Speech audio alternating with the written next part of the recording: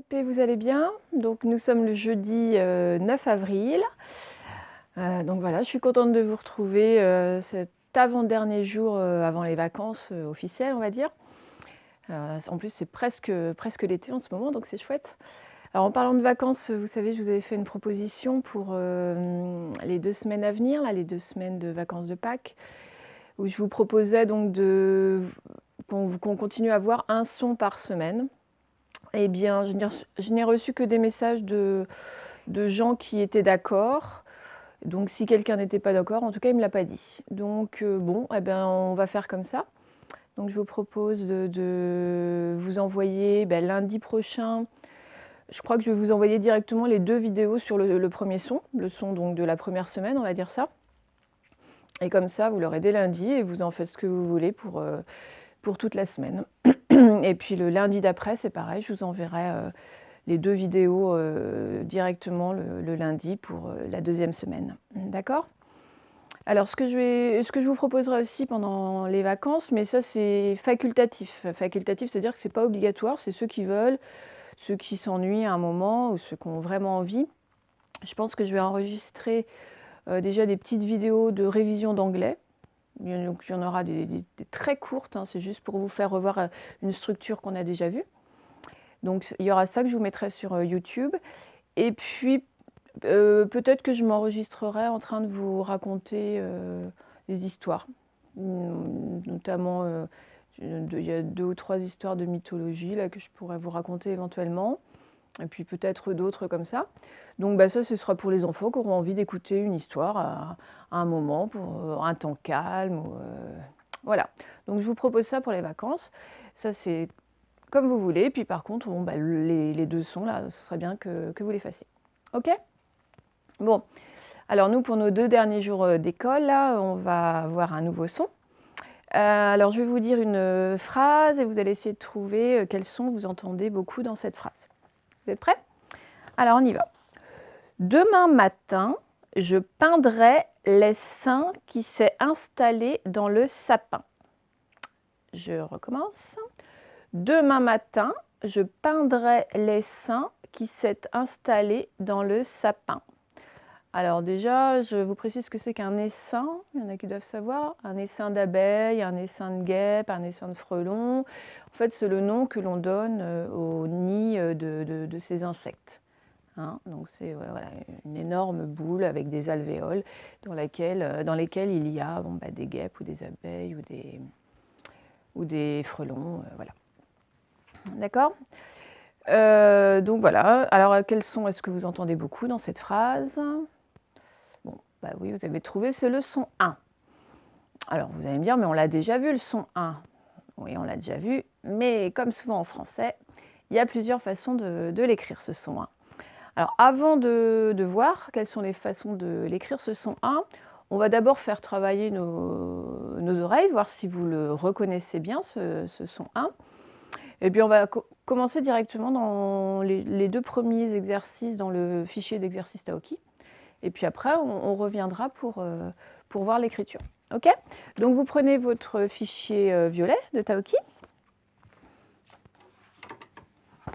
Donc à la page 15, ici. Et puis on va travailler sur ces 2-là qui sont juste des exercices d'audition. Alors, où est mon crayon? Top. Voilà, j'ai trouvé mon crayon. On y va, on met la date. Alors nous avons dit que nous étions le 9 avril. Donc 9. Avril, c'est le 4e mois. Et l'année 20. 2020. 9, 4, 20. OK?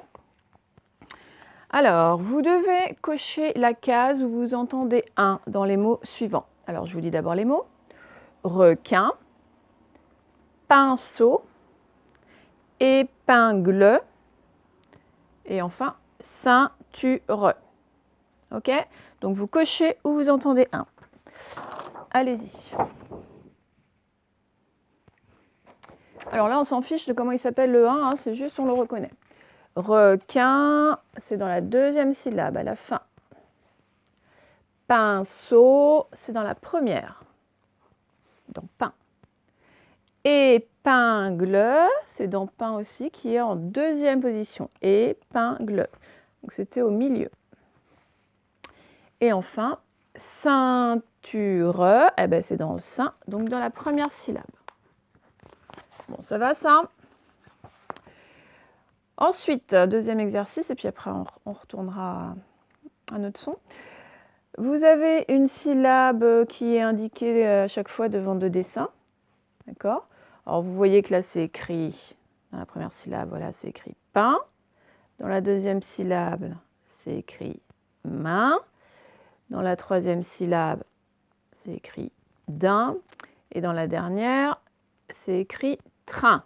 Parce que, voilà, vous vous rappelez que la façon d'écrire le 1 que l'on a appris, c'était le IN. D'accord? Donc c'est pour ça qu'on a écrit ces syllabes comme ça. La façon la plus simple d'écrire le son 1, c'est IN.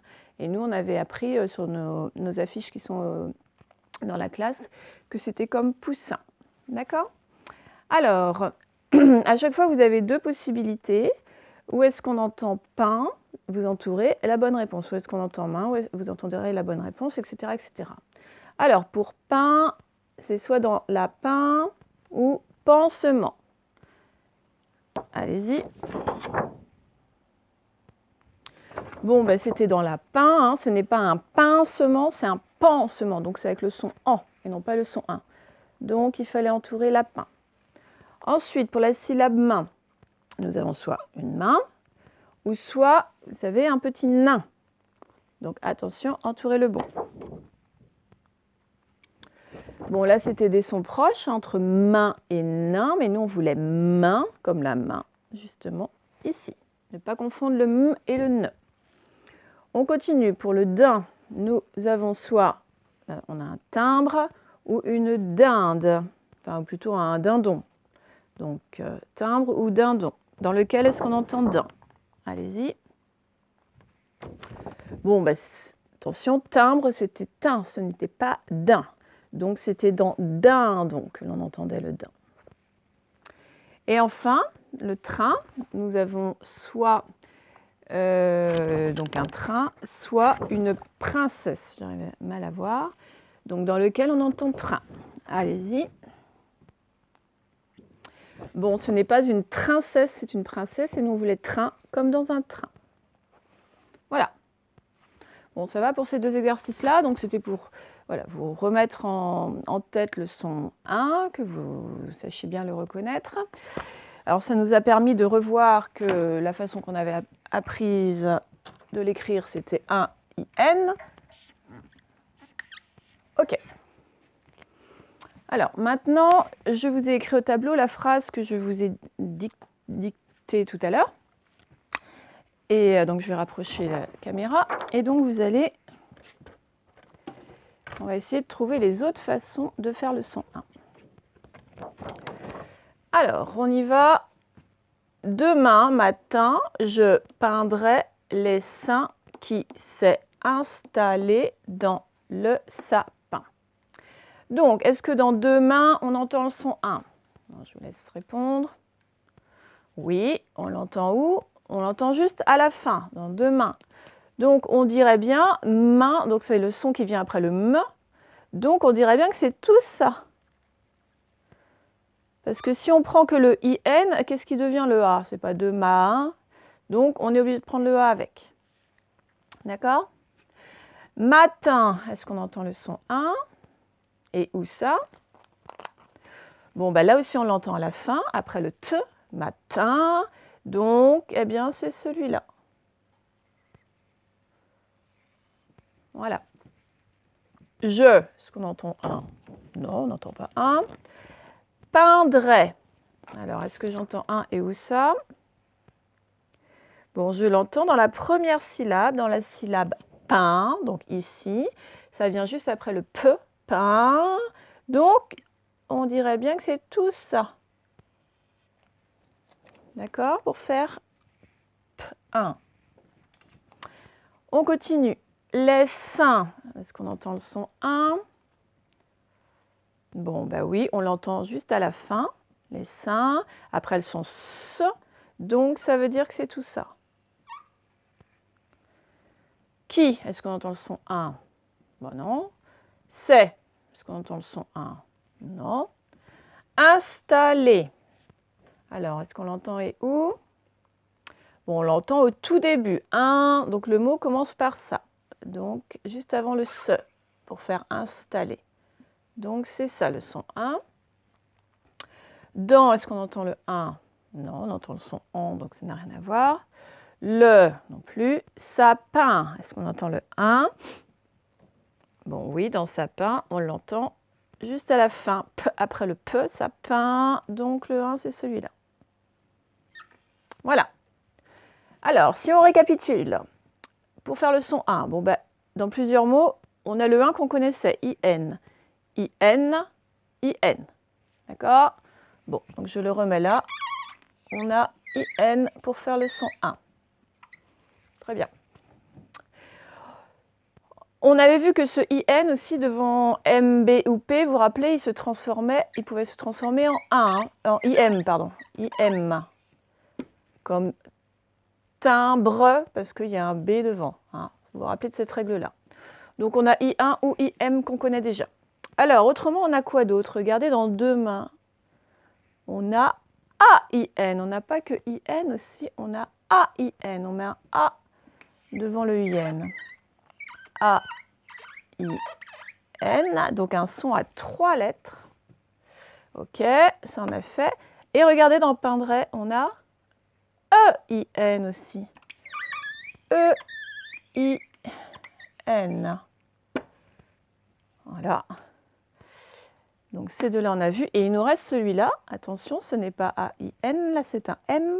On a aussi AIM, même s'il n'y a pas de MBP après. Donc AIM aussi. AIM. Voilà. Bon, bah, ça en fait des façons de faire le 1. Celle-là qu'on connaissait déjà, celle-là aussi on la connaissait déjà, la règle du M devant MBP. Et autrement, on a 3 autres façons de faire le 1. E-I-N, A-I-N, et puis presque pareil, A-I-M. Sachant que ce A-I-M, c'est la façon que l'on trouve la moins fréquemment. Ok? Bon, alors, avant que je ne vous montre les affichettes pour ces sons, on va regarder un petit peu dans le Taoki. Vous prenez votre Taoki.